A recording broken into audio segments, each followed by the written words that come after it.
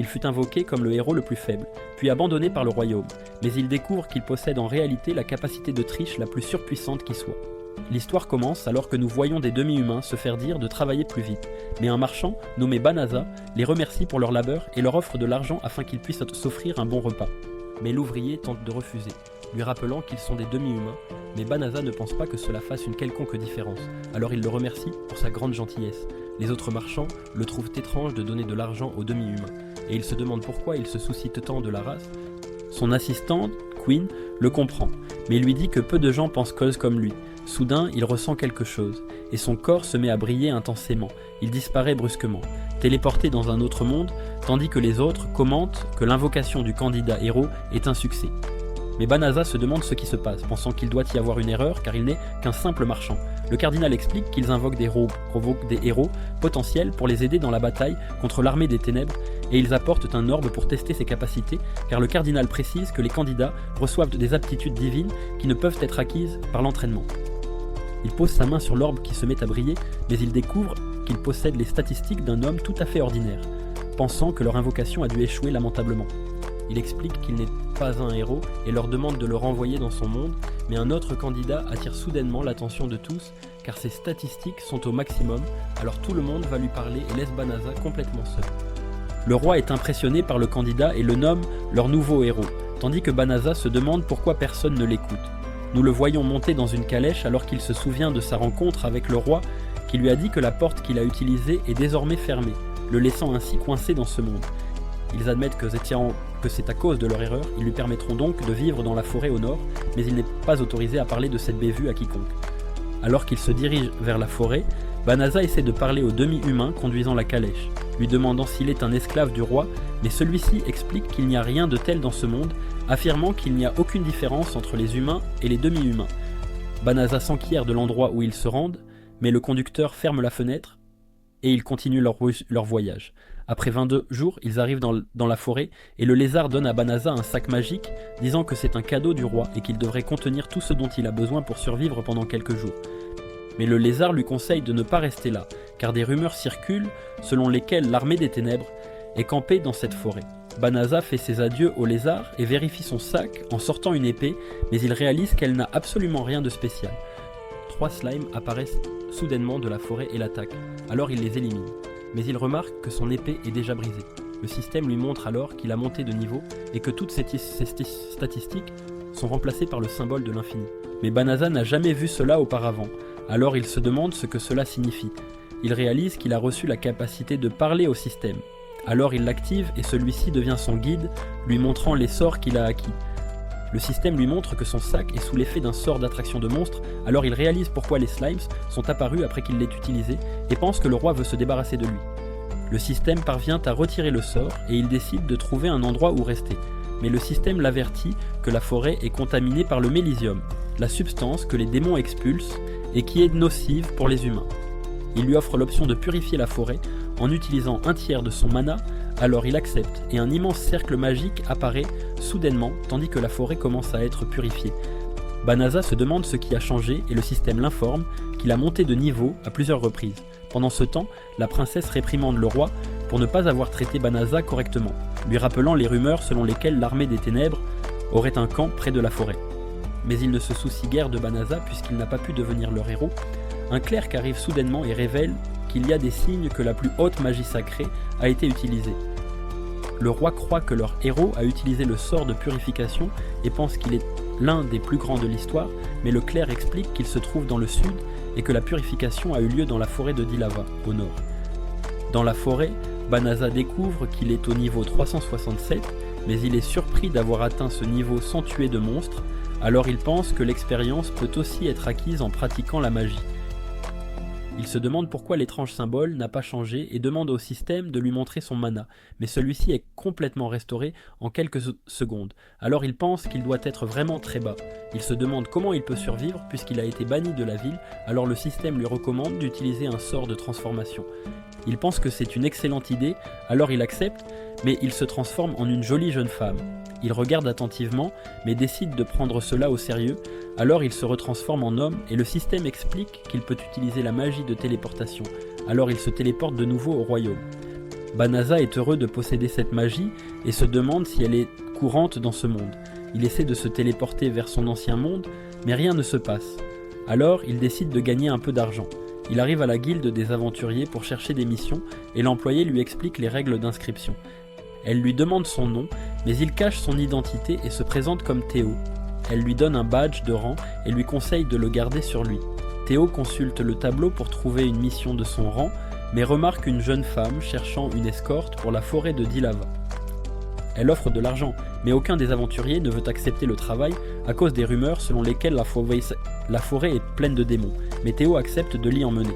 Alors elle lui demande s'il est sûr, mais Théo explique qu'il peut utiliser son sort de téléportation pour l'envoyer directement dans la forêt.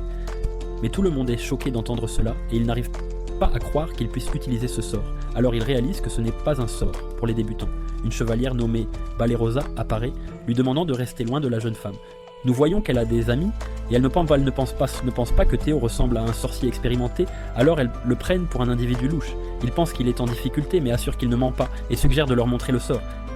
Ils sortent et Théo utilise son sort de téléportation, les transportant jusqu'à la forêt de Dilava. Les jeunes femmes sont choquées et la sorcière Bolano lui demande s'il est un sorcier de haut rang pour se téléporter si loin, mais il lui assure qu'il n'est qu'un simple apprenti, et Balerosa s'excuse de ne pas l'avoir cru. La jeune femme remarque quelque chose d'étrange et révèle que le mélisium dans la forêt a complètement disparu. Théo décide de lui dire qu'il a purifié la forêt, mais le système l'avertit de ne pas partager d'informations avec les démons. Les jeunes femmes sortent soudainement leurs armes et encerclent la fille, Balerosa révélant qu'elle est une démone, utilisant un sort pour cacher sa véritable forme, et qu'elles sont venues boxer à la guilde pour la surveiller. La fille sourit et elle se transforme en sa forme démoniaque, révélant que son nom est Fenris et qu'elle est la sœur cadette de Fangirl, l'une des 4 infernales. Tout le monde est choqué, et Balerosa n'arrive pas à croire qu'elle est une démone louve, réalisant qu'ils ne peuvent pas la gérer. Fenris explique que son frère l'a envoyé observer l'ennemi et elle expulse son mélisium, alors tout le monde tombe au sol, mais cela n'a aucun effet sur Théo. Fenris est donc surprise et elle essaie de les dévorer, mais il esquive et renvoie les autres avec sa téléportation. Elle lui demande pourquoi il n'a pas battu en retraite avec eux, le menaçant de le manger, mais il refuse de mourir, sachant qu'il n'a encore rien accompli dans ce monde. Théo se prépare à combattre, alors qu'il décide d'utiliser tous ses sorts pour la vaincre. Elle charge vers lui, mais il utilise un mur de terre pour se défendre, et il la piège dans un tourbillon, mais elle utilise sa magie pour s'échapper. Elle attaque de nouveau, mais il utilise un sort gravitationnel qui l'immobilise complètement, et le système lui recommande d'utiliser un sort de soumission pour la servir. Mais Théo refuse de le faire car il ne veut pas qu'elle devienne son esclave. Fenris utilise tout son mana pour s'échapper, mais le sort gravitationnel annule sa magie. Elle n'a donc d'autre choix que de se rendre. Elle croit qu'une guerrière déchue n'a pas sa place dans ce monde, alors elle lui dit de mettre fin à sa vie, mais il explique qu'il ne veut pas la tuer. Elle lui rappelle qu'elle est une démone et l'ennemi naturel des humains, mais il s'en moque, disant que cela ne signifie rien, car il explique qu'il n'a aucun désir de tuer quelqu'un qui s'est déjà rendu. Fenris n'arrive pas à croire ce qu'elle entend, disant qu'il est naïf avant de reprendre sa forme humaine, mais il réalise qu'elle est nue, alors il la couvre avec son manteau. Il cherche des vêtements et son sac, mais elle s'évanouit d'épuisement. La nuit, Théo vérifie sa liste de sorts, se demandant pourquoi il peut utiliser une magie de si haut niveau. Fenris se réveille, réalisant qu'elle n'a rien pu faire contre Théo et que son mana est entièrement restauré. Elle le salue et le remercie de lui avoir épargné la vie, sachant qu'elle serait morte si elle avait combattu quelqu'un d'autre, alors elle promet de ne jamais attaquer les humains et le reconnaît comme son maître. Il explique qu'il n'a pas besoin d'esclaves, elle est donc libre d'aller où elle veut, mais elle insiste, essayant de le convaincre de l'accepter.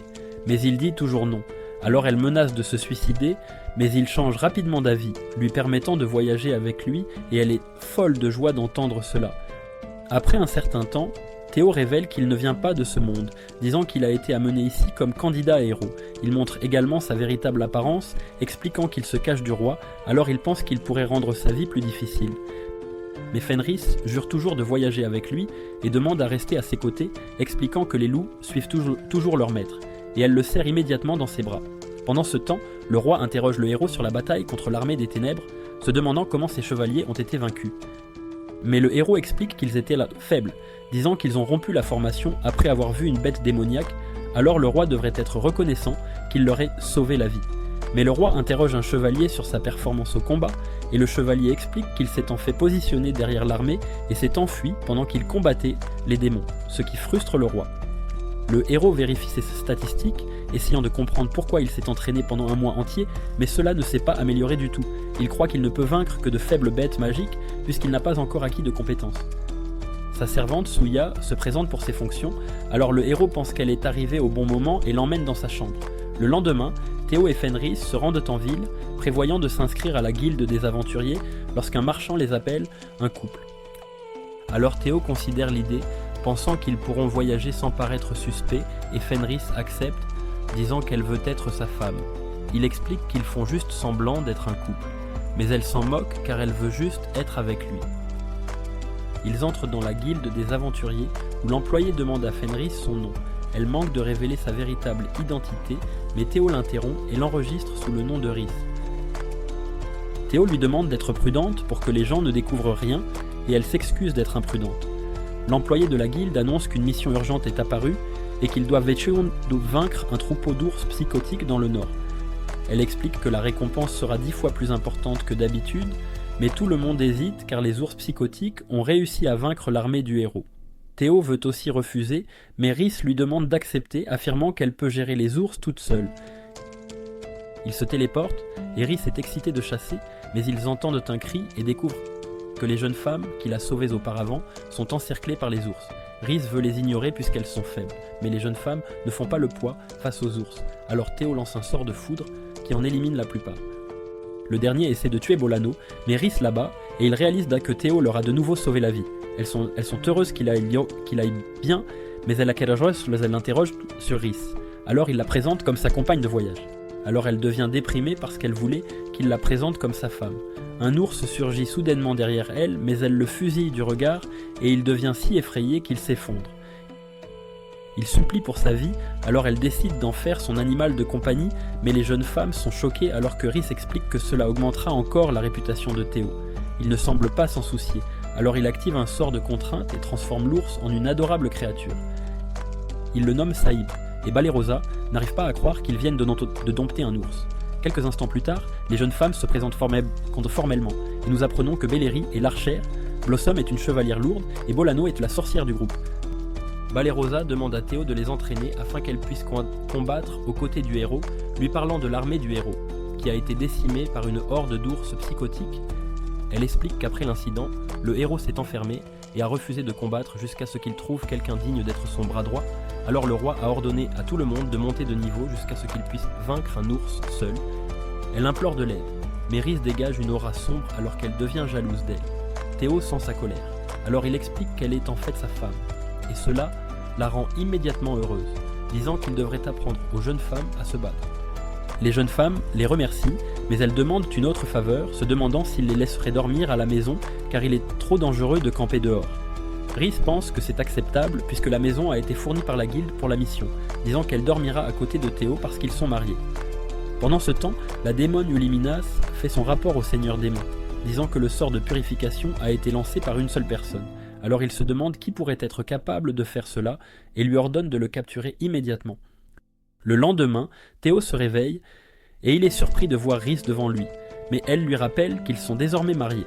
Il se souvient que la nuit précédente, Rhys était prête à officialiser leur mariage et à lui dédier son corps, mais il l'a rejeté, pensant qu'il était trop tôt pour eux de le faire.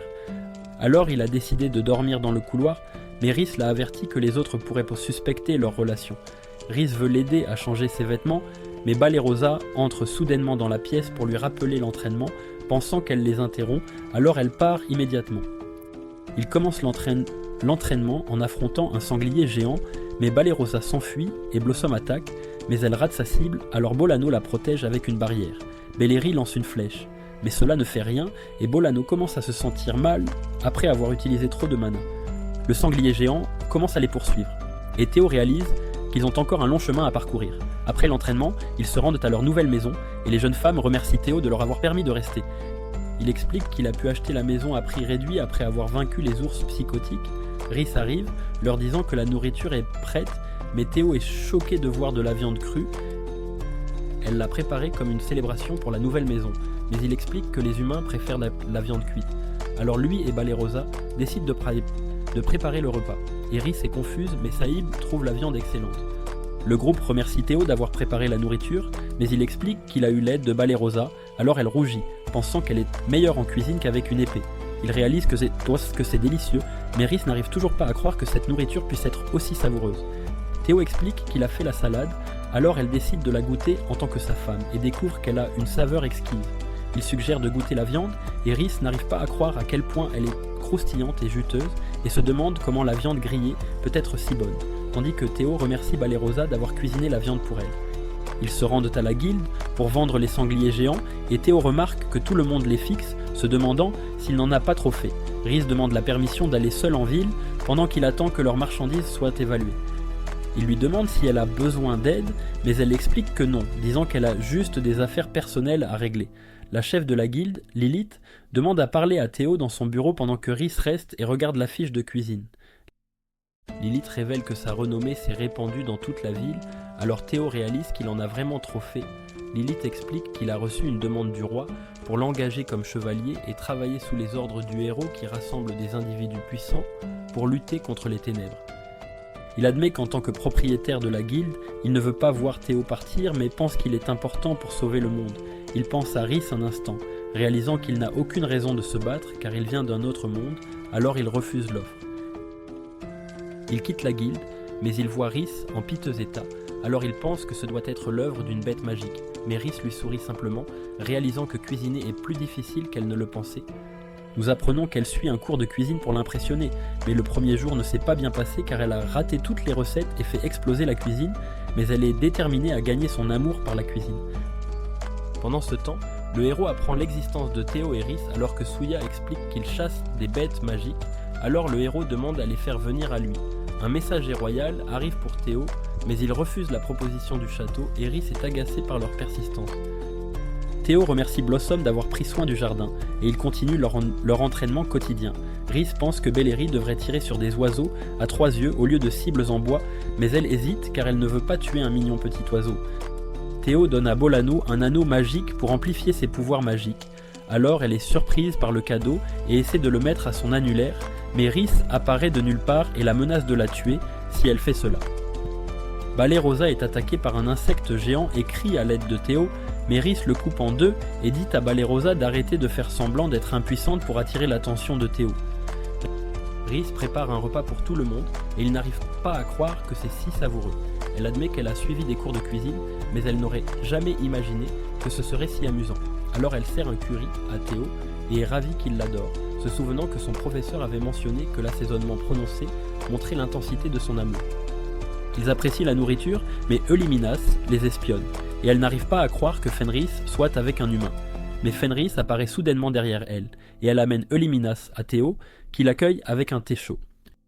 Eulyminas observe le comportement de Rhys et n'arrive pas à croire que la toute-puissante Fenris soit contrôlée par un homme ordinaire. Rhys explique qu'elle est maintenant mariée à lui, mais Eulyminas n'y croit pas, et essaie de mesurer les pouvoirs de Théo avec son évaluation, mais réalise qu'elle ne peut pas lire ses statistiques. Elle note que cela n'est jamais arrivé auparavant, et nous apprenons que même le seigneur démon ne peut lui cacher ses statistiques. Elle interroge Théo sur la forêt, puisqu'elle n'y a trouvé aucune bête magique, mais il explique qu'il a utilisé un sort de purification, alors elle réalise qu'il est celui qu'elle recherche. Elle révèle qu'à cause de ce sort, le frère de Rhys a été tué avec ses hommes, mais Théo n'arrive pas à croire qu'il est responsable de la mort du frère de Rhys. Mais Rhys le savait déjà, disant que Théo est l'un des rares humains capables d'utiliser la magie de purification. Mais elle pense que c'est la faute de son frère de ne pas avoir été assez fort et explique que ses sentiments n'ont pas changé, alors elle lui dédiera sa vie. Il remarque soudainement les jeunes femmes à la porte, et nous apprenons qu'elles ont écouté toute la conversation, alors elle réalise que Rhys est la louve qui a tenté de les tuer. Théo est inquiet et Eulyminus le perçoit comme une menace, alors elle le défie en duel, souhaitant recueillir toutes les informations possibles sur ses pouvoirs, mais Rhys pense qu'elle essaie de lui voler son mari. Il décide des ennemis de se battre dehors, et Eulymimas lance rapidement un sort de poison pour le distraire tout en jetant un autre au sol. Mais il dissipe aisément sa magie et la piège avec son sort de crucifixion, la forçant ainsi à se rendre. Le lendemain, Eulyminas retourne au château des ténèbres et Théo parle aux filles coiffées de Rhys, les assurant qu'elle a changé et qu'elle n'attaquera plus les humains. Elle reconnaît que Rhys les a aidés durant le mois écoulé et qu'elle est devenue leur bienfaitrice. donc elles ne veulent pas lui nuire en le disant au roi. Eulyminus revient avec une armée de dragons et les filles sont terrifiées, alors elle leur demande de se rendre, mais Fio est émerveillée de voir des dragons pour la première fois. Elle s'agace donc, ordonnant aux dragons d'attaquer, mais Fio lance un sort céleste nommé Marteau Divin qui élimine plusieurs dragons en un instant. Elle pense que c'est impossible et s'enfuit avec les dragons restants. Blossom trouve Fio incroyable et regrette de ne pas avoir saisi l'occasion d'attaquer le dragon car elle aurait pu obtenir le titre de tueuse de dragons. Mais Fio lui dit d'essayer, lui conseillant de leur lancer son arme, alors elle suit son instruction et il utilise sa magie d'amélioration pour la renforcer, tuant un dragon en un seul coup. Son niveau augmente et elle n'arrive pas à croire qu'elle a obtenu le titre de tueuse de dragons. Les autres filles veulent aussi ce titre, mais Fio explique que les dragons se sont déjà enfuis, alors elle réalise qu'il est trop tard.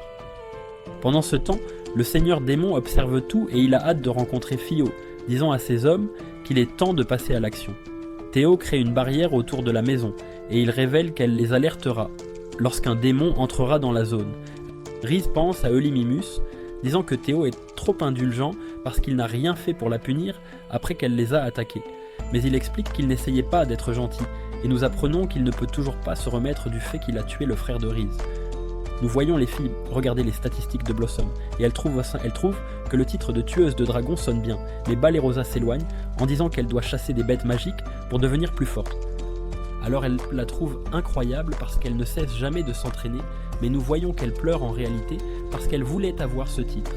Elle révèle que tueuse de dragon est un titre convoité par les aventuriers et qu'il permet aux roturiers de devenir nobles. Elle regrette donc de ne pas avoir saisi l'occasion car elle aurait pu améliorer la vie de sa famille en acquérant ce titre. Un vagabond l'approche soudainement, disant qu'il cherche Rhys, mais Balerosa le trouve suspect. Alors elle menace de le tuer, sachant qu'il vient de l'armée des ténèbres. Elle lui demande pourquoi il cherche Rhys, alors il explique qu'il veut juste la voir et il décide de partir, mais il mentionne qu'il reviendra lui parler. Balerosa lui dit de s'identifier, alors il révèle que son nom est Gozul et elle le trouve étrange. Quelques instants plus tard, Théo l'approche, alors elle lui parle de Gozul, mais Rhys le reconnaît, révélant que son vrai nom est Gaul. Théo révèle que la barrière l'a détecté et elle a mentionné qu'il est le seigneur démon, alors Balerosa panique, réalisant qu'il aurait pu la tuer s'il l'avait voulu. Le lendemain, Gaul arrive pour rendre visite à Rhys, et Théo se présente alors qu'il accueille Gaul dans la maison. Ils prennent le thé ensemble et Gaul explique qu'il sait ce qui est arrivé à Eulyminas. Mais Balerosa n'arrive pas à croire qu'elle est assise à côté de lui. Rhys lui demande s'il veut se venger, mais il dit qu'il n'est pas intéressé, et il demande à Théo s'il veut rejoindre l'armée des ténèbres, mais il refuse immédiatement. Gaul lui dit qu'il a un pouvoir incroyable, se demandant pourquoi il ne travaille pas avec le roi. Alors il explique qu'il n'est pas intéressé à rejoindre la guerre et il n'a aucune idée de la raison de leur combat, révélant qu'il vient d'un autre monde. Alors Gaul révèle que les premiers seigneurs démons ont commencé la guerre, parce qu'ils voulaient conquérir le monde, donc les humains ont essayé de l'arrêter. Mais le conflit s'est éternisé pendant 5 siècles, et Gaul n'est pas intéressé à gouverner le monde, alors il veut y mettre fin. Mais il dégage soudainement son aura, voyant Théo comme une menace pour les démons, mais il garde son calme, disant qu'il ne participera pas à la guerre. Alors Gaul réalise qu'il est têtu, pensant que c'est la raison pour laquelle le roi n'a pas pu le faire rejoindre les humains. Mais Gaul veut le recruter dans l'armée des ténèbres, alors il mentionne qu'il reviendra, et il trouve Balerosa intéressante parce qu'elle n'a pas paniqué alors qu'elle était à côté de lui. Mais après son départ, les filles la vérifient et elles réalisent dès qu'elle est dans la lune. Elle finit par perdre connaissance, et après s'être réveillée, elle voit Gaul dans la maison, et il mentionne que la cuisine de Rissa est délicieuse, mais elle lui dit de rentrer chez lui parce que Fio ne rejoindra jamais l'armée des ténèbres.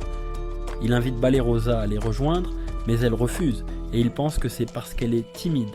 Balerosa essaie d'éviter Gaul, mais il lui dit qu'il veut lui parler, alors elle s'enfuit, disant qu'elle doit s'entraîner. Gaul continue de visiter la maison, et un chevalier le voit, alors il le rapporte au roi qui pense que Théo a rejoint l'armée des ténèbres, alors il se fâche, pensant que Théo doit être éliminé. Mais la princesse lui conseille de reconsidérer la situation car ils ne sont pas sûrs que Théo travaille avec le seigneur démon. Alors elle suggère de lui parler, pensant qu'il devrait écouter ce qu'il veut, mais le roi la trouve naïve et le héros arrive en disant qu'il va s'occuper de Théo. Au château du seigneur démon, Ulyminas conseille à Gol de se concentrer sur ses devoirs, mais il explique qu'il essaie de recruter Théo et il décide de partir quand même. Mais elle révèle que les démons ne sont pas contents de son comportement et ils commencent à remettre en question ses motivations. Nous revenons à Théo alors qu'il pense à vendre des équipements pour faire du profit, sachant qu'ils ont besoin d'argent pour survivre. Rhys lui demande pourquoi il n'a pas rejoint le héros, sachant qu'il pourrait faire fortune en combattant les démons, mais il explique qu'il ne veut combattre personne parce qu'il sait que ses pouvoirs sont dangereux. Mais Bellary le prévient soudainement qu'ils sont encerclés et il réalise que le héros est arrivé avec une légion de chevaliers. Il accuse Fio de travailler avec l'armée des ténèbres et il menace de tuer Fio s'il refuse de se battre pour le royaume. Le héros pense que Fio n'a pas d'autre choix que de le rejoindre, pensant qu'il est destiné à devenir le plus grand héros du monde, mais Fio explique qu'il ne veut pas participer à la guerre. Alors le héros est choqué et il traite Fio de traître, mais les filles le défendent, disant que c'est un homme bon. Mais le héros pense qu'elles sont aussi des traîtresses, alors il menace de les arrêter toutes pour trahison. Théo réalise qu'il n'a pas d'autre choix que de partir, et les filles veulent le rejoindre parce qu'elles commencent à remettre en question tout ce qu'elles ont appris dans le royaume. Elles pensent que le héros est méprisable parce qu'il menace de tuer des innocents, et elles réalisent que les démons ne sont pas mauvais, donc elles ne sont pas intéressées à participer à la guerre. Théo utilise son sort de téléportation, faisant apparaître un cercle massif, et le héros n'arrive pas à croire que Théo utilise une magie qu'il ne peut pas utiliser. Un pilier de lumière les entoure alors que Théo est téléporté avec ses amis et les chevaliers n'arrivent pas à croire qu'il ait pu emporter la maison et les champs avec lui. Mais Gol arrive soudainement, réalisant que la maison a disparu et il blâme les humains, pensant qu'ils se sont débarrassés de Théo, alors il devient enragé, menaçant de tuer tout le monde. Il ordonne à l'armée des ténèbres d'attaquer le royaume et Euliminas est excité, ordonnant aux démons de se préparer au combat. Un nuage sombre apparaît, mais le héros a peur, alors il s'enfuit et les chevaliers n'arrivent pas à croire qu'il les abandonne. Fio et ses amis sont téléportés dans une forêt et il explique qu'ils sont proches d'une ville qu'il a déjà visitée pour vendre des matériaux de dragon. Les filles pensent qu'elles devraient être en sécurité là-bas et Balerosa est heureuse de ne plus revoir Gol. Mais Théo s'excuse d'avoir causé des problèmes, alors Rhys lui dit de ne pas se blâmer, disant qu'elle le rejoindra partout où il ira parce qu'il est son mari et les filles acceptent aussi de rester ensemble.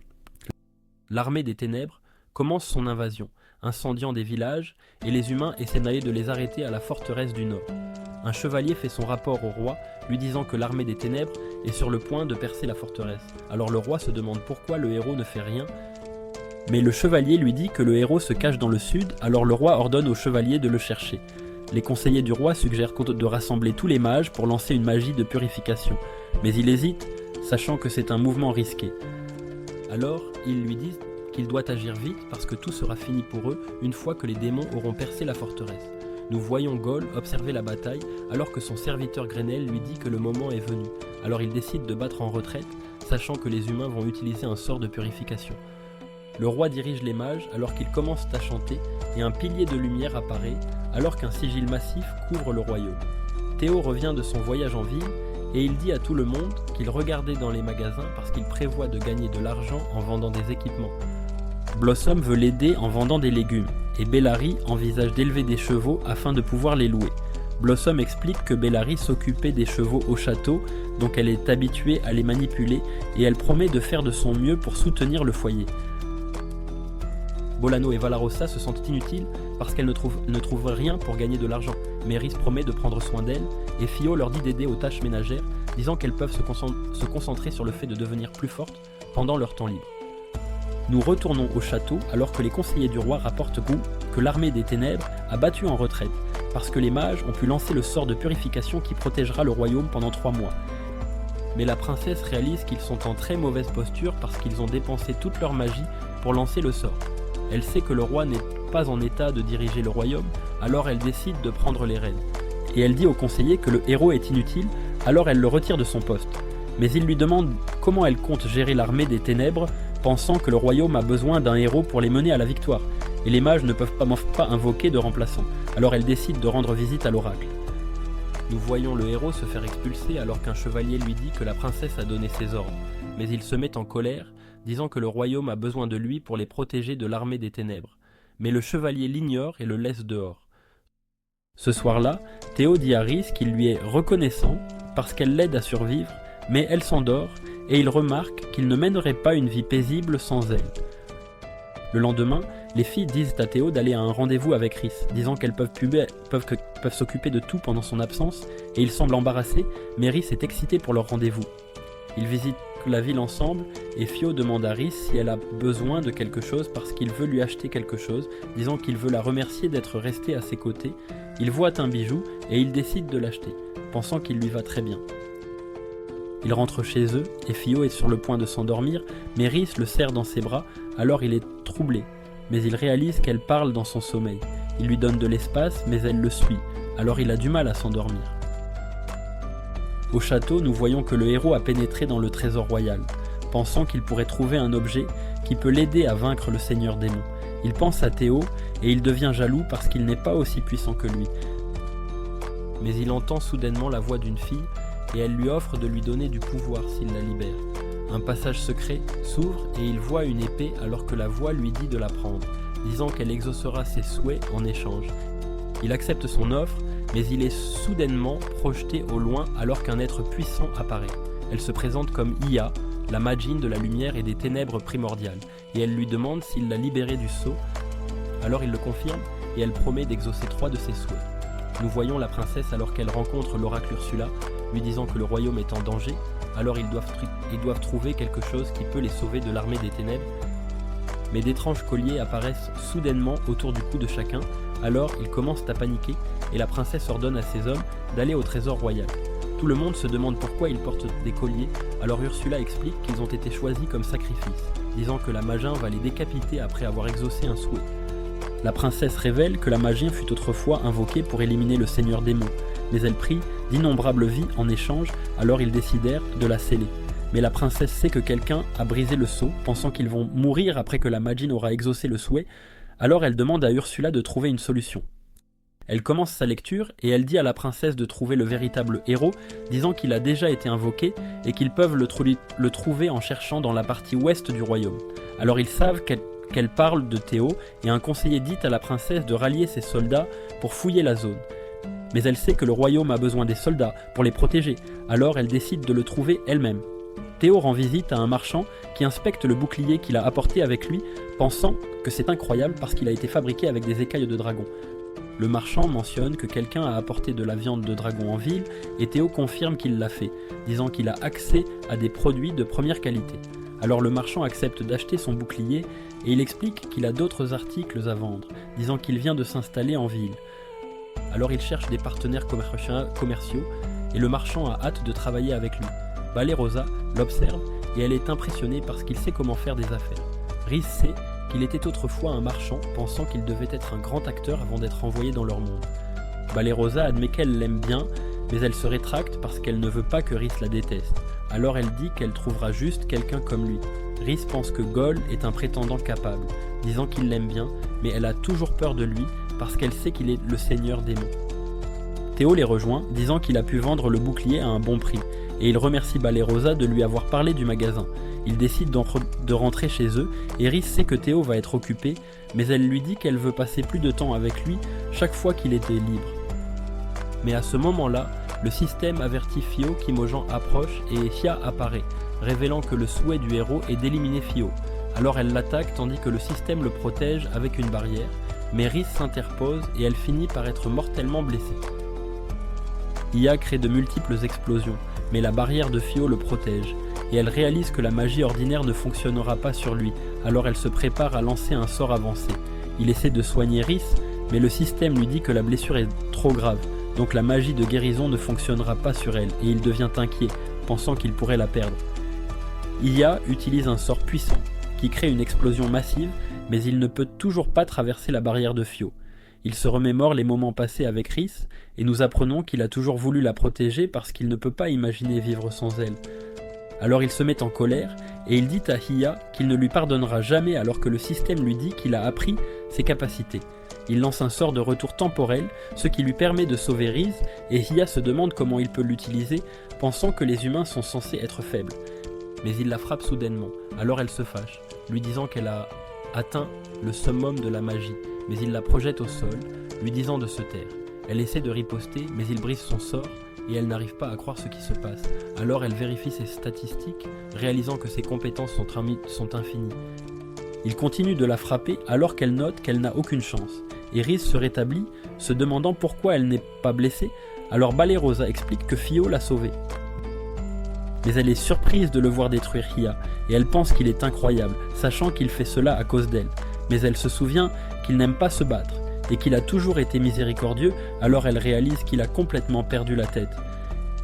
Hiya commence à craindre pour sa vie, et elle implore la pitié, mais Fio ne peut pas lui pardonner d'avoir blessé Rhys, alors il décide de l'étrangler à mort. Mais Rhys lui dit d'arrêter, disant qu'elle l'aime parce qu'il a un bon cœur, alors elle ne veut pas le voir perdre sa gentillesse à cause d'elle. Il décide d'épargner Hiya, et il est heureux de voir que Rhys va bien, car il pensait qu'elle n'allait pas s'en sortir. Nous passons à la princesse, alors qu'un groupe de mages la téléporte dans une forêt, et elle les remercie de leur aide, sachant que leur magie est encore en convalescence. Alors elle ordonne aux chevaliers de s'occuper d'eux, disant qu'elle doit chercher le véritable héros, mais leur collier se brise soudainement, alors elle réalise que la magine n'a pas réussi à exaucer le souhait. Pendant ce temps, nous voyons les gardes au trésor royal ordonner aux héros de se rendre, alors Soya panique, pensant qu'ils vont être exécutés. Mais une voix mentionne que la magine a échoué, et une énergie sombre l'entoure alors qu'elle mentionne qu'elle fera une belle offrande. Le héros réalise que quelque chose ne va pas, et elle lui dit qu'elle est enfin libre, disant qu'elle a été scellée pendant des siècles. Elle utilise un sort pour changer ses vêtements, alors le héros devient confus, parce qu'il sait que Suya ne peut pas utiliser la magie. Elle veut le remercier de l'avoir libéré, alors elle utilise un autre sort, disant qu'elle va lui donner le pouvoir qu'il désire alors qu'elle se présente comme Mélénis. Le héros se transforme en un monstre massif et il l'aide à s'échapper, prévoyant de punir la famille royale pour l'avoir scellée. Mais elle voit un cercle de téléportation et elle réalise qu'un membre de la famille royale a quitté le château, alors elle décide de chercher à l'extérieur. Hiya reprend conscience, se demandant pourquoi Fio l'a guéri, alors il explique qu'il lui pardonne parce que Rhys a pu survivre. Bale Rosa lui demande ce qu'il devrait lui faire, pensant qu'elle est trop dangereuse, et il pense à la sceller à nouveau dans le trésor royal. Elle se demande comment il a découvert qu'elle était scellée, alors il révèle qu'il a utilisé un sort pour regarder dans ses souvenirs parce qu'il voulait savoir pourquoi elle les avait attaqués. Elle n'arrive pas à croire qu'il ait pu faire cela parce qu'elle pensait être la seule à pouvoir utiliser ce sort. Rhys suggère de la laisser rejoindre le groupe, pensant que ses pouvoirs pourraient bien les servir, mais Théo rappelle à Rhys que Hiya l'a presque tuée. Mais elle pardonne à Hiya, se blâmant d'être faible. Alors Théo décide d'accepter Hiya dans le groupe, lui disant qu'elle peut les rejoindre si elle ne blesse plus personne. Elle réalise qu'il ne ressemble en rien aux autres humains qu'elle a rencontrés parce qu'ils étaient tous égoïstes, et elle prend goût à lui, alors elle l'accepte comme son maître. Elle a hâte de voir ce qu'il peut accomplir avec ses pouvoirs, et elle se souvient de ses yeux quand il était en colère, se demandant pourquoi elle se sent si excitée quand elle y pense. Mais Rhys devient jalouse, lui demandant pourquoi elle rougit. Fio envisage d'utiliser le sort de retour temporel parce qu'il veut aider les villageois en annulant les dégâts, mais Hiya le prévient de ne plus l'utiliser parce qu'il ne déplace le temps que dans une zone spécifiée et il est possible que des accidents imprévus se produisent s'il est utilisé sur tout le village. Elle explique que les humains ne sont pas assez forts pour utiliser le sort, mais Fio est une exception parce que ses statistiques sont infinies. Elle ajoute qu'il est capable d'utiliser la magie d'acquisition totale, ce qui lui permet d'apprendre les sorts de la personne qui l'a attaqué. Il comprend qu'il peut utiliser le sort de retour dans le temps, ayant acquis ses capacités durant leur combat. Mais elle lui dit de ne plus l'employer, alors il opte plutôt pour le sort de restauration. Plus tard ce jour-là, Fio rentre chez lui avec Hiya, qui se présente à tous, annonçant qu'elle va vivre avec eux. Il explique qu'elle n'avait pas d'endroit où loger. Il a donc décidé de l'accueillir, et Bale Rosa lui dit que sa chambre est prête, mais Bellary panique, la jugeant trop dangereuse pour cohabiter.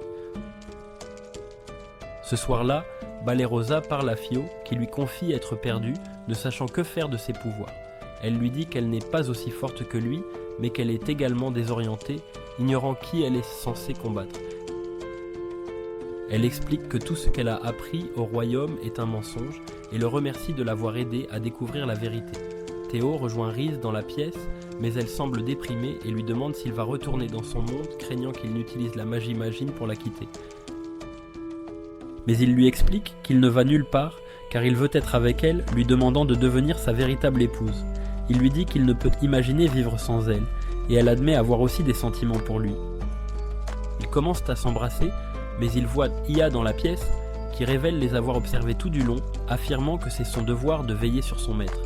Sophia s'énerve, lui disant de ne pas espionner sa vie privée, mais elle lui répond qu'il n'y a pas besoin de cacher quoi que ce soit, l'accouplement étant un comportement naturel. Rhys se met en colère et commence à se disputer avec elle, tandis que les filles les écoutent, réalisant qu'elles se battent. Iya propose de se rendre invisible pendant qu'elle les observe, mais elle refuse, pensant que ce serait encore pire. On voit la princesse en ville demander à un marchand s'il connaît Fio, mais il lui dit que non, alors elle quitte la boutique, se demandant où le trouver. On voit le groupe de Théo savourer un repas, Rhys révélant que c'est Iya qui l'a préparé. Elle propose de nettoyer la maison pour tout le monde, mais les filles réalisent qu'elle fait chier à Alice, qu'elle fait tout, se sentant inutile.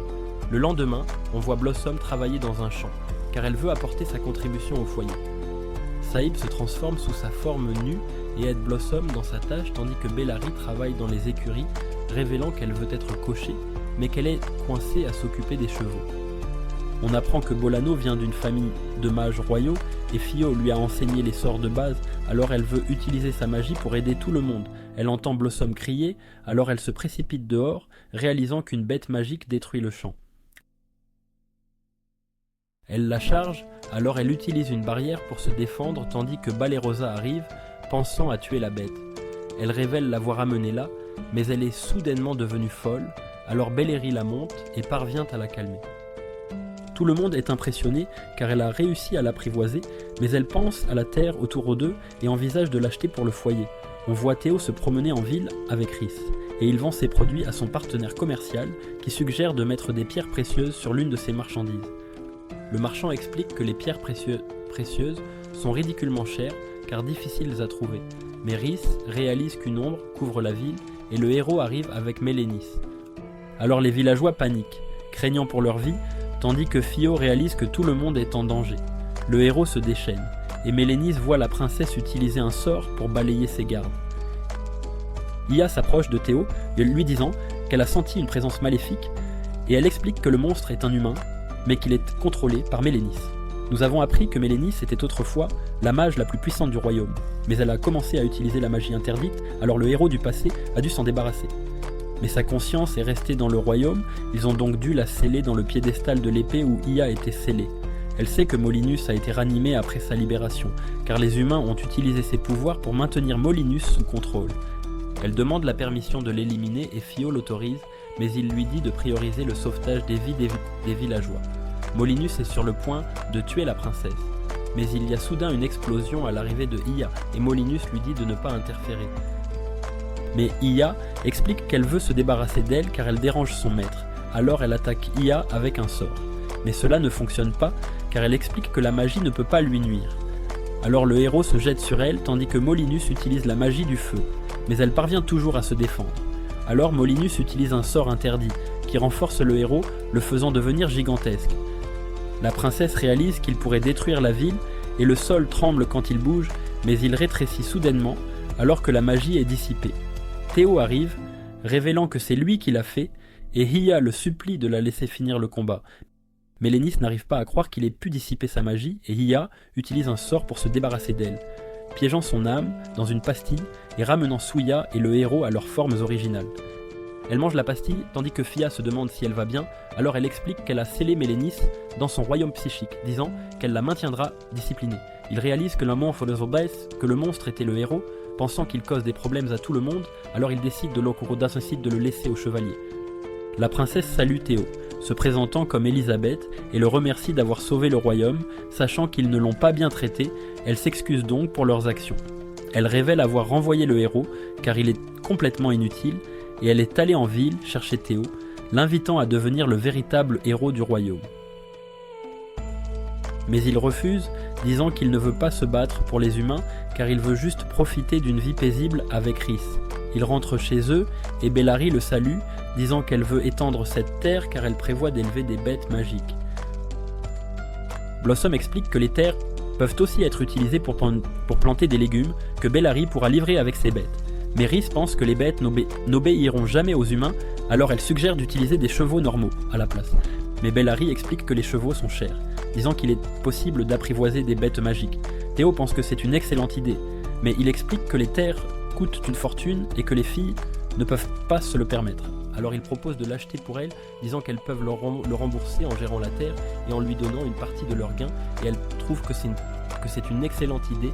Les filles commencent à labourer la terre, tandis que Fio suggère de cultiver des légumes difficiles à trouver dans la région. Il explique qu'il peut utiliser sa magie pour les aider, mais Blossom refuse, disant qu'elle ne veut pas dépendre de lui. Hiya mentionne qu'elle peut utiliser un sort pour les aider, mais Blossom explique que les légumes ne sont délicieux que s'ils sont cultivés naturellement, alors elle veut les cultiver sans magie. Mais Balana veut voir la magie de Hiya, révélant qu'elle travaille maintenant comme instructrice dans une académie de magie, et elle remercie Feo de lui avoir enseigné les bases.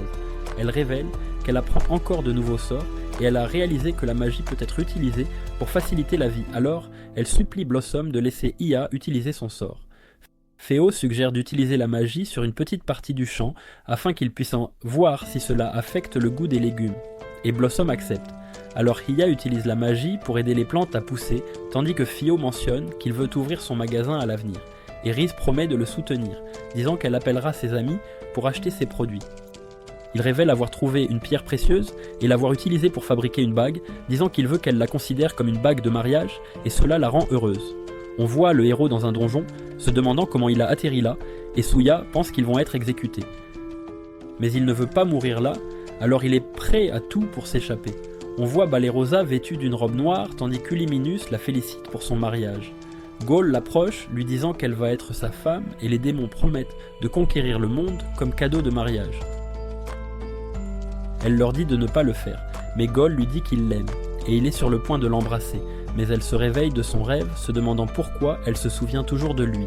Le lendemain, Riz remarque que Balerosa a l'air mal en point. Alors elle explique qu'elle a fait un cauchemar, mais Riz pense qu'elle est amoureuse et elle le nie fermement. Mais les filles entendent cela, pensant qu'elle est amoureuse de Gaul, car elle mentionne qu'il leur rendait toujours visite parce qu'il voulait la voir. Elle explique qu'il veut la tuer parce qu'elle l'a menacée lors de leur première rencontre, mais elle pense qu'il l'aime, disant qu'elle pourrait franchir la barrière raciale comme Fio et Riz. Elles interrogent Riz sur Fio, lui demandant ce qu'elle aime chez lui, alors elle explique que c'est sa personnalité naïve, disant qu'elle se sent à l'aise quand elle est près de lui. Il entend tout, alors il devient embarrassé, mais ils entendent soudain une alarme alors que le système l'informe qu'un démon est entré dans la ville. Alors ils pensent que les villageois sont en danger et ils décident de regarder autour d'eux. On voit Elisabeth, avec ses conseillers, qui lui disent que Fio leur a donné des pièces d'or, émises par le château. Elle sait que les pièces n'ont pas été distribuées au public, et un conseiller lui rappelle qu'ils ont donné des pièces d'or à Banaza, pensant qu'il pourrait se déguiser en Fio. Alors elle réalise pourquoi ils ne voulaient pas se battre pour le royaume, pensant qu'ils doivent se racheter auprès de lui. Mais un chevalier lui fait soudainement un rapport, lui disant que le héros s'est échappé avec Suya, alors elle dit à ses hommes de les chercher. Ils commencent à fouiller les bois où l'on voit le héros se cacher derrière un buisson, blâmant Hiya de l'avoir fait passer pour un criminel. Soya lui dit qu'ils sont des fugitifs, mais il explique qu'il n'a rien volé, alors elle lui rappelle qu'il a pris un sac sans fond alors qu'il était au trésor, mais il explique qu'il le mérite, pensant que c'est sa récompense pour avoir accompli ses devoirs de héros. Il vérifie ce qu'il y a dedans, mais il réalise que ça ne contient pas d'or, et il voit un coffre au trésor, alors il l'ouvre, pensant qu'il contient un objet coûteux. Mais il voit une pelle magique, et les chevaliers les entendent, alors ils fouillent derrière le buisson, mais ils ne voient rien, pensant qu'ils imaginaient des choses. On apprend que le héros a pu creuser un trou en un instant, pensant que la pelle est utile, mais il se demande comment ils peuvent remonter à la surface. Au château du Seigneur Démon, on voit Gaul avec Uliminus qui explique qu'ils ne trouvent pas le groupe de Feo, alors elle croit qu'ils ont quitté le royaume. Mais il explique que c'est impossible car Feo ne peut se téléporter qu'aux endroits qu'il a déjà visités, disant qu'il n'a jamais quitté le royaume après avoir été invoqué. Uliminus pense que Gaul devrait prioriser l'invasion, disant qu'ils peuvent prendre le château, mais il lui dit que Feo peut utiliser la magie de purification, alors il pense qu'ils doivent le trouver. Elle explique qu'elle essaie de réprimer les démons qui doutent de Kellenite tout de Gaul, et il la remercie de lui être fidèle, mais il explique qu'il ne veut pas sacrifier son peuple pour assurer la victoire. On voit une démone nommée Futan les observer, et elle rapporte cela au frère de Gaul, Urigar, qui s'énerve parce que Gaul essaie de recruter un humain dans l'armée démoniaque. Il pense que c'est le devoir du Seigneur Démon d'écraser les humains, se demandant pourquoi Gaul essaie de se lier d'amitié avec l'un d'eux. Alors il prévoit de voler le trône à son frère, disant qu'il détruira le royaume après avoir pris le pouvoir. Nous retournons en ville tandis que Fio se demande pourquoi rien ne se passe, car il sait qu'un démon est entré dans la ville. Il voit une dame fermer son magasin, disant que ses affaires ne vont pas bien car les démons ont détruit les routes commerciales pour ses produits. Rhys réalise que la guerre affecte les villageois et ils sont sur le point de déjeuner ensemble. Mais Balerosa les approche, disant qu'elle veut les inviter. Rhys se demande pourquoi elle fait cela, sans compensation. Alors elle explique que son rang d'aventurière a augmenté, les remerciant de l'avoir aidée à s'améliorer. Mais Hiya les approche, disant qu'un démon avec une magie incroyable approche, alors elle se prépare à combattre. Mais Rhys lui dit d'arrêter, et il voit Goll approcher, réalisant que c'était lui qui avait déclenché l'alarme. Il décide de manger avec lui, tandis qu'il dit à Balerosa qu'il est heureux de la revoir, mais elle panique, réalisant que son rêve était une prémonition.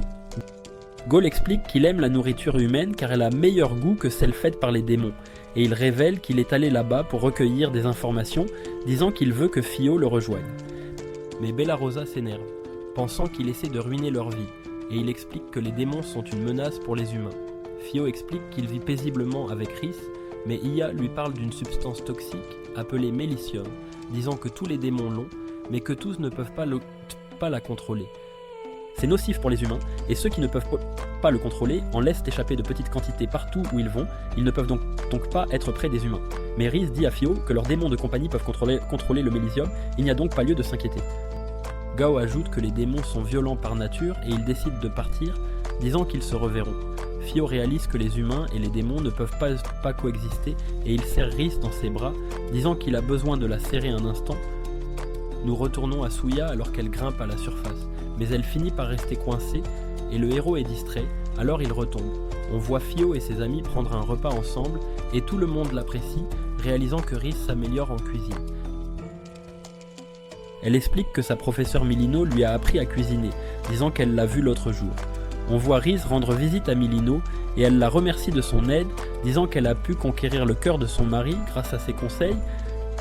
Milino la félicite et décide de lui apprendre à cuisiner des repas de famille en guise de cadeau. Rhys explique que Milino lui a aussi appris à cuisiner des repas pour enfants, et les filles trouvent cela utile, pensant qu'elle pourrait avoir un bébé avec Théo. Mais quelqu'un frappe soudainement à leur porte, et Théo voit Elisabeth, alors il lui dit qu'il n'est pas intéressé à devenir un héros.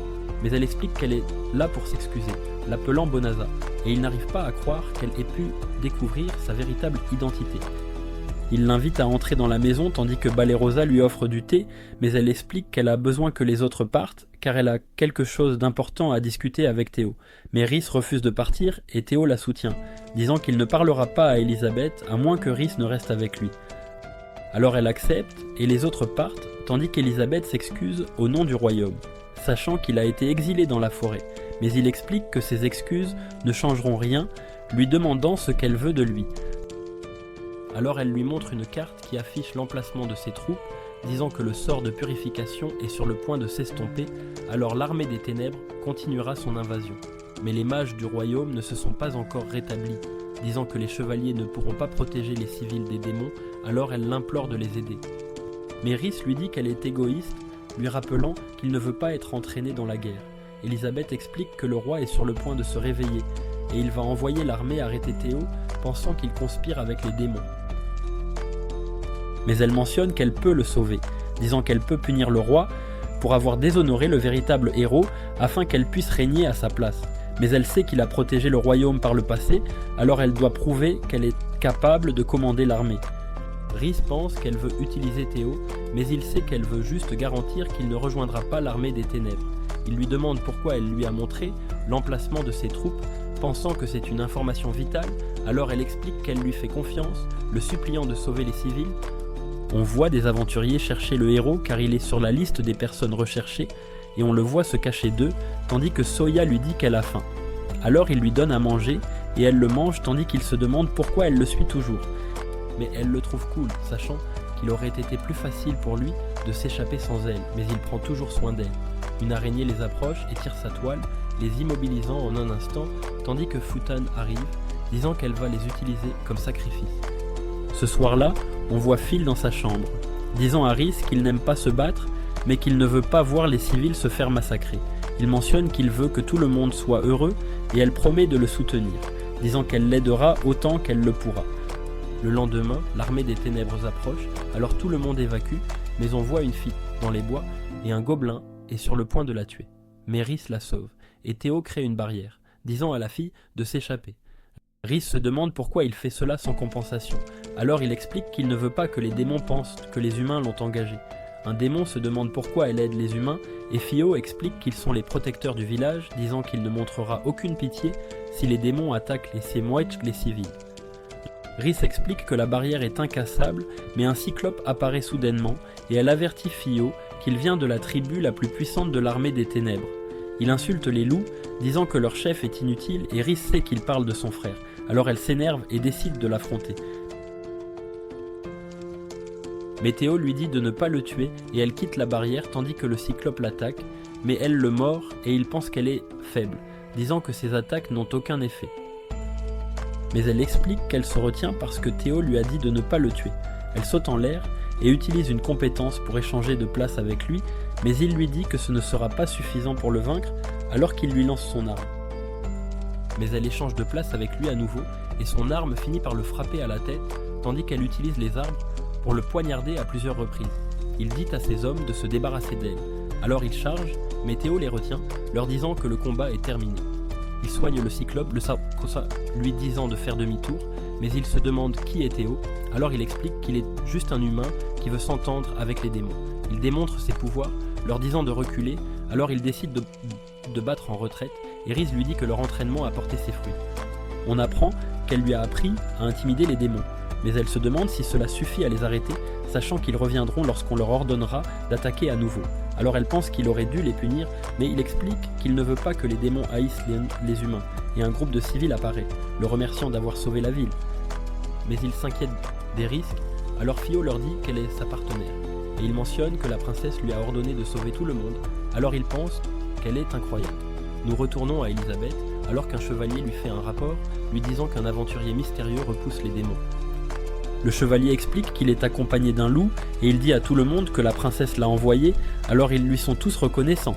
Elle réalise que Théo est derrière tout ça, réalisant qu'il a tant fait pour le royaume, alors elle doit le rembourser. On voit Gaul observer Théo, réalisant qu'Urigar agit sans ordre.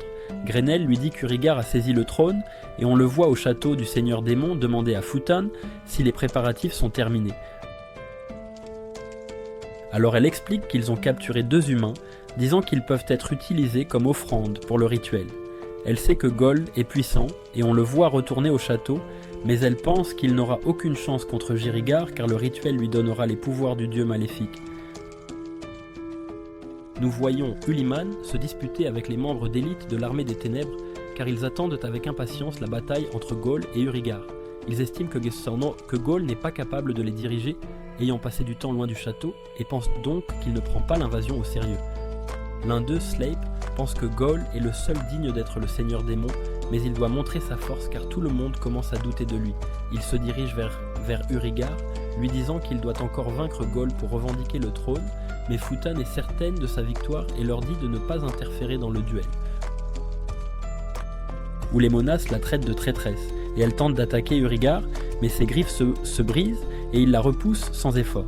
Fufin est sur le point de l'achever, mais Grenelle arrive soudainement, l'emmenant, tandis que Gaul fait son entrée. Urigar le défie en duel, mais Gaul trouve cela inutile. Alors Urigar explique que ses sbires le jugent indigne d'être le seigneur démon, car il fréquente constamment les humains, et il pense qu'il les a trahis. Il demande aux démons d'élite s'ils approuvent les méthodes d'Urigar, car ce dernier a ordonné à l'armée d'attaquer le royaume sans sa permission. Mais il reste silencieux, alors il active son anneau démoniaque, et tout le monde pense qu'il va se battre pour le trône. Mais il retire soudainement son anneau, et le donne à Urigar, déclarant qu'il ne veut plus être le seigneur démon, car ses sbires ne sont pas satisfaits de lui. Urigar, pensant qu'il se moque, lui dit de se battre comme un homme. Alors, Gaul le repousse d'un coup de pied, et il finit par tomber de la falaise. Gaul explique qu'il l'a fait pour Uliminus et quitte le château, tandis que le héros songe à s'échapper avec Souya. Quelque temps après, Gaul et Uliminus rendent visite à Théo et lui expliquent leur situation, se demandant s'ils peuvent rester chez lui, car ils sont sans le sou et n'ont nulle part où aller. Il explique qu'il doit encore parler aux autres, mais à ce moment-là, Balerosa les rejoint et n'en croit pas ses yeux de voir Gaul avec eux. Elle est effrayée tandis que Fio lui demande son avis. Les filles se rassemblent dans la pièce tandis que Gaul leur raconte sa situation, expliquant qu'il n'est plus le seigneur démon et ne peut rester en territoire démoniaque. Il précise que Fio est son seul ami dans le royaume, il a donc décidé de lui demander de l'aide. Il promet de ne pas les mettre en danger, affirmant ne pas être leur ennemi, mais Rhys n'arrive pas à croire qu'il soit fauché. Alors Eulymimus explique qu'il a donné tout son argent aux soldats qui lui étaient loyaux, car ils ont aussi quitté l'armée des ténèbres quand il a démissionné. Gaul pense qu'il le méritait, mais Eulyminus le trouve naïf, disant que c'est pour cela que les démons ont cessé de croire en lui. Mais il explique qu'il a pris le trône à son père car il n'était pas d'accord avec ses méthodes et s'est senti contraint de démissionner quand les autres démons ont cessé de le soutenir. Fio demande aux filles si Gaul peut rester avec elle et elles trouvent que c'est acceptable. Mais Balerosa leur rappelle qu'il était l'ancien seigneur démon. Mais Rhys lui dit qu'il est sans abri et Saïb veut qu'elle l'accepte, alors elle finit par accepter de le laisser rester. Quelque temps après, nous voyons Gaul avec Théo qui lui parle de son commerce, expliquant qu'il fabrique de l'équipement pour les aventuriers. Gaul réalise qu'un de ses boucliers était fait d'écailles de dragon, et il sait qu'il appartenait à ses sbires, mais il ne blâme pas Théo, sachant que ce sont eux qui l'ont attaqué. Gaul sait qu'il est enchanté de plusieurs couches de magie, alors Théo explique que c'est grâce aux écailles de dragon, affirmant qu'il est capable de stocker du pouvoir magique. Gaul trouve cela intéressant, mais Théo mentionne que c'est uniquement pour les aventuriers, tandis que Eulyminas les observe, se demandant comment son maître peut être si amical avec les humains, et elle remarque qu'il n'est pas aussi vif lorsqu'il interagit avec les démons. Ce soir-là, nous voyons les filles dormir, mais Balerosa est toujours éveillée. Alors Rhys lui offre du thé, sachant qu'elle ne peut pas s'endormir, et Fio lui demande ce qui la tracasse, sachant qu'elle a du mal à accepter Dol. Il explique qu'il est heureux de leur mode de vie actuel, car ils profitent tous de leur existence et ont déjà tout ce dont ils ont besoin. Il mentionne qu'ils vivent tous en harmonie, mais elle pense ne pas avoir sa place dans la maison, car elle n'a rien à offrir et a du mal à accepter les démons. Elle révèle avoir vu des chevaliers souffrir à cause d'eux, elle ne se sent donc pas à l'aise de fréquenter l'ancien seigneur démon. Mais Fio explique qu'il est naturel pour les humains de haïr les démons, et il pense que Gaul n'est pas en difficulté, il surveille probablement leurs mouvements, car il sait qu'ils représentent une menace pour les humains et les démons. Mais Fio s'en moque car ils n'ont rien à cacher, et il conseille à Balerosa de parler de ses sentiments, disant qu'elle n'a pas besoin de se forcer à s'entendre avec Gaul. Rousse lui rappelle qu'elle aussi faisait partie de l'armée des ténèbres et qu'elle a essayé de la tuer. Alors elle se demande pourquoi Balerosa l'accepte.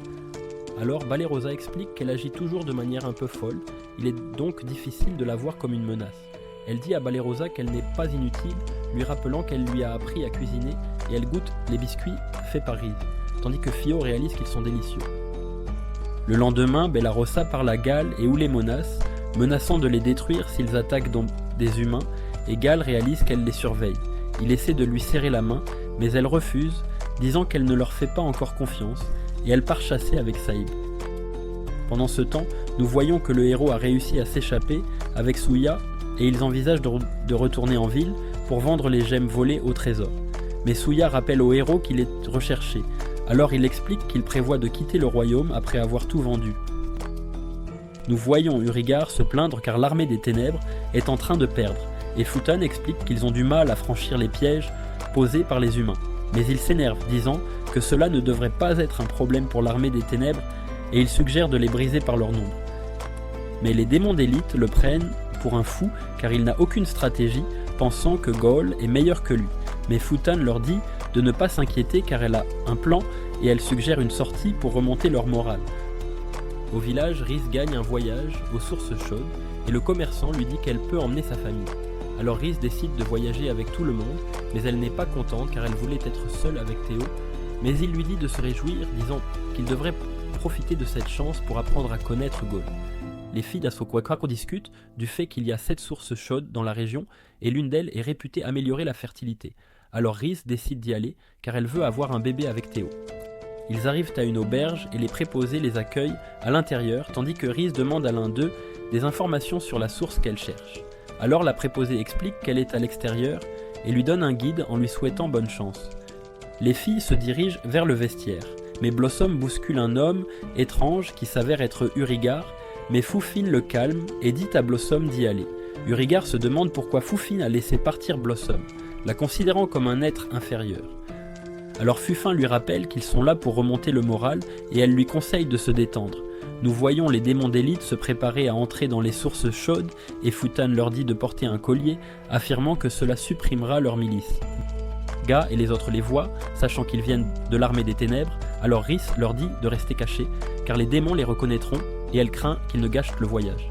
Les filles entrent dans leur chambre, tandis que Blossom suggère de profiter pleinement de leur voyage, alors elles discutent de ce qu'elles veulent faire ensuite, et Rhys invite Fio à se baigner avec elle. Hiya veut les rejoindre, mais elle lui dit de ne pas les interrompre, pensant que c'est sa chance d'avoir un bébé avec lui. Alors Hiya reste en arrière, et elle entre dans son monde intérieur, où elle voit Mélénis, révélant qu'elle a capturé son âme. Elle révèle qu'elle veut s'entraîner, et elle retient Mélénis, disant qu'elle veut essayer ce que Risk a fait avec Théo, mais Mélénis lui rappelle qu'elles sont toutes les deux des femmes, donc cela ne devrait pas être possible. Mais Hiya révèle qu'elle peut changer de genre, et elle dit à Mélénis qu'elle est son type, mais celle-ci se met en colère, disant que ça ne marchera jamais. Hiya se réveille soudainement, réalisant qu'elle a été expulsée de son monde intérieur parce que sa partenaire ne l'a pas acceptée, alors elle se demande comment faire pour que Mélénis l'apprécie. Rhys et Théo trouvent la source chaude qu'elle cherchait, et elle lui dit de la choyer après leur bain. Théo commence à se détendre, et il parle à Rhys, lui disant qu'ils devraient planifier un autre voyage car ils n'ont toujours pas fait leur lune de miel. Elle explique qu'elle était déçue car elle voulait se baigner avec lui pour qu'ils puissent avoir un enfant, mais il est gêné et décide de rentrer. Pendant ce temps, Bellary est sur le point d'entrer dans une pièce quand Hiya lui demande pourquoi elle s'intéresse à cet endroit car cela semble concerner l'accouplement. Hiya explique qu'elle veut apprendre à faire en sorte que son partenaire l'accepte et elle décide d'accompagner Bellary. Nous voyons les autres filles traîner et elles s'amusent tout bien, tandis que Blossom réalise que Balarosa fixe Gaul, alors elle lui demande si elle l'aime bien. Mais elle explique qu'elle ne fait que le surveiller, et il lui dit qu'elle est magnifique dans sa robe, mais Ulliminus lui dit d'arrêter de flirter avec elle. Nous passons à Urigar et ses sbires, alors qu'il se plaint de la nourriture, la trouvant dégoûtante. Il leur dit de le divertir, alors Futan commence à danser, mais il la trouve ennuyeuse, alors deux démons commencent à se battre, mais l'un d'eux laisse tomber son collier. Nous voyons le héros arriver, pensant qu'ils ont échappé aux démons, et il montre à Souya la gemme qu'il a volée à leur trésor. Mais elle absorbe soudainement le mélisium, tandis que les démons continuent de se battre, et nous voyons que la bataille est devenue intense, et Foufin se demande ce qu'ils font. Souya la reconnaît, sachant que c'est elle qui les a capturés, et la gemme fusionne soudainement avec le héros, le transformant en une créature sombre massive. Balerosa demande à Uliminas si elle veut que Gol redevienne le seigneur démon, et elle le confirme, pensant qu'il est le seul capable de diriger l'armée des ténèbres.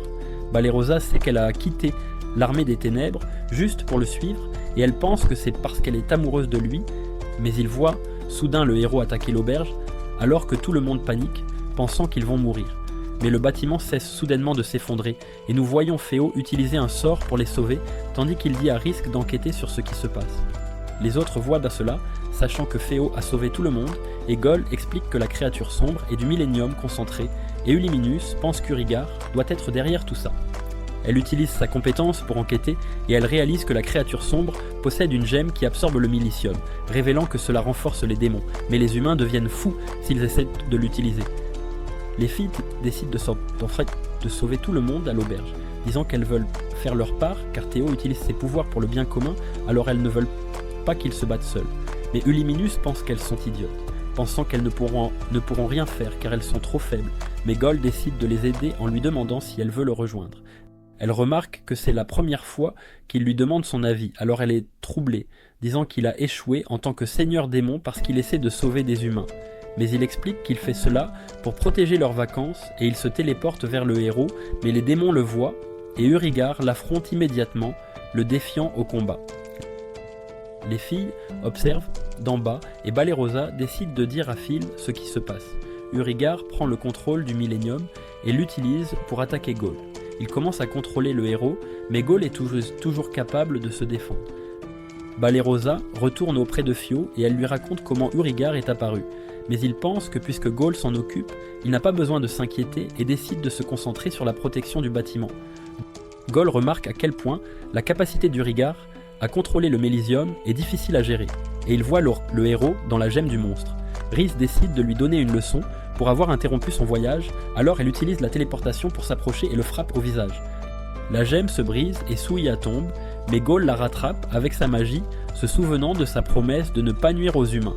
Gaul dit à Urigar de reculer, mais il refuse et note que c'est dans leur nature de faire ce qu'ils veulent en tant que démons. Ils continuent leur combat, mais Ghaul parvient facilement à esquiver ses attaques. Pendant ce temps, Ullimanis demande aux autres démons ce qu'ils font là, mais ils répondent qu'ils sont juste là pour la source chaude et n'ont aucune intention de se battre.